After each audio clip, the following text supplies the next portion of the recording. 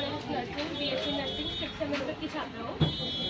आज हमारा यहाँ पे टॉपिक है स्वास्थ्य शिक्षा का व्यक्तिगत स्वच्छता। मतलब हम बोलते हैं ना, काफ़ी सुनते हैं पर्सनल हाइजीन मेंटेन करके रखो, हमें बीमारियाँ कम लगेंगी।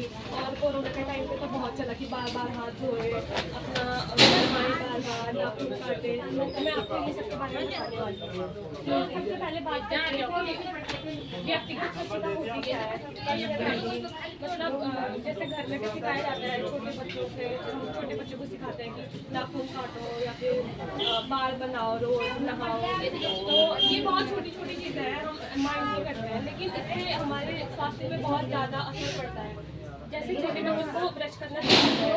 अब बच्चा अगर ब्रश नहीं करेगा तो उसके दांत में कीड़ा लग जाता है, फिर वो उम्र भर चलता रहता है कि एक दांत से दूसरे दांत में ऐसा फैलता रहता है। तो पहले ही अगर शिक्षा दी जाए कि अपनी व्यक्तिगत स्वच्छता बनाए रखें, तो उसके दांत में कीड़ा नहीं लगेगा और बार बार आपको फिर वो नहीं करना पड़ेगा, उसके लिए परेशानी होना पड़ेगा। तो कम से कम दिन में 2 बार ब्रश करना चाहिए। सबसे पहले हम छोटे बच्चों को सिखाते हैं कि ब्रश को पकड़ना कैसे है। तो ब्रश को मतलब छोटा बच्चा बड़ों को देख के सीखता है, तो अगर घर के बड़े ही शुरू कर देंगे तो वो खुद को शुरू करेगा। दूसरा हमारा है कि रोजाना नहाने का मतलब सब ऐसा कर लेते हैं कि अब तो ठंडियों का टाइम आ रहा है तो लोग और ज़्यादा छोड़ देते हैं। तो रोजाना नहाना बहुत ज़रूरी होता है, क्योंकि जो कीटाणु हैं हमारे शरीर में छोटे छोटे हैं, जिन्हें हम देख भी नहीं पाते हैं आँखों से, तो वो नहाने में गंदगी में बह जाते हैं। वो उससे हमारा जो स्वास्थ्य रहता है, शरीर स्वस्थ रहता है। और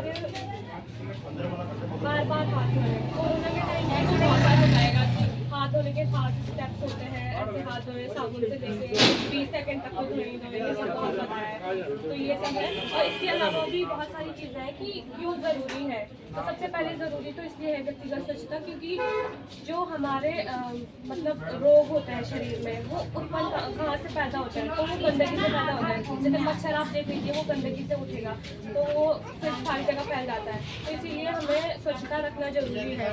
दूसरा कि साफ सुथरे धुले हुए कपड़े पहने, क्योंकि एक तो अच्छा लगता है खुद को भी, समाज में भी अच्छा लगता है सबको, और उससे रोग भी कम होता है। तो आपका हॉस्पिटल का बिल भी बचेगा इससे। और बालों को कंघी करें।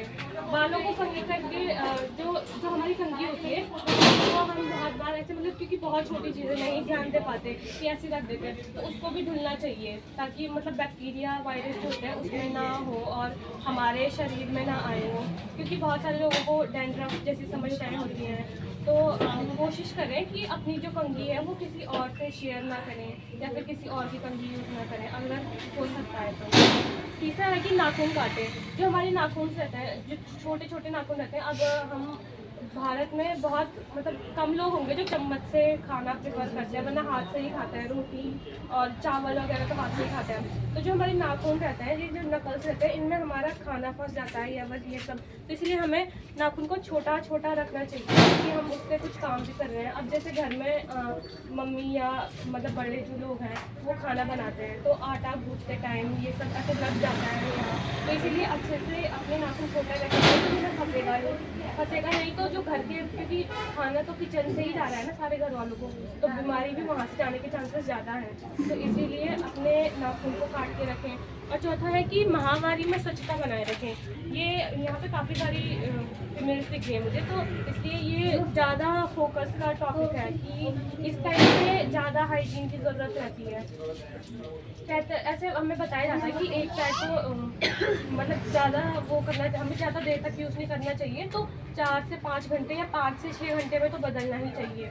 अपना जो उस टाइम पे हमें ऐसा बोलते हैं बहुत बार कि खाने का ध्यान रखना चाहिए अच्छे से, और खाने का तो हमें हाथ उस टाइम पे बहुत बार बार धोने चाहिए, क्योंकि हमारा खाना फिर सारी चीज़ें हम हाथों से करते हैं। तो इसलिए ये बहुत ज़रूरी हो जाता है। और आपके कपड़े, अगर आप कपड़ा यूज़ कर रहे हैं तो वो मतलब अच्छी धूप में सुखाएं, खिली हुई धूप में, ऐसे अंधेरों वाली जगह पे ना सुखाएं, नहीं करें। ठीक है। तो शारीरिक स्वच्छता से एक तो आपका हॉस्पिटल का बिल बचेगा।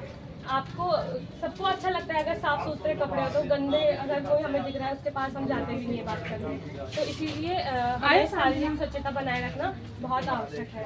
आप सबने सुना, बहुत धन्यवाद। किसी को कुछ पूछना है तो पूछ सकते हैं।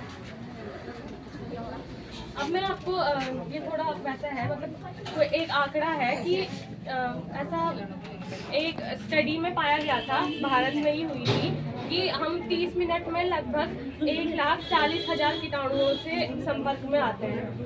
मतलब कितना बड़ा अमाउंट है, आप सोच लीजिए, 1,40,000। अगर हम बार बार हाथ धोएंगे तो वो बह जाएंगे, फिर मर जाएंगे, कीटाणु नष्ट हो जाएंगे, हमारे खाने में नहीं जाएंगे, खाने में नहीं जाएंगे तो फिर पेट में नहीं जाएंगे। तो इसीलिए व्यक्तिगत स्वच्छता बहुत महत्वपूर्ण है। धन्यवाद।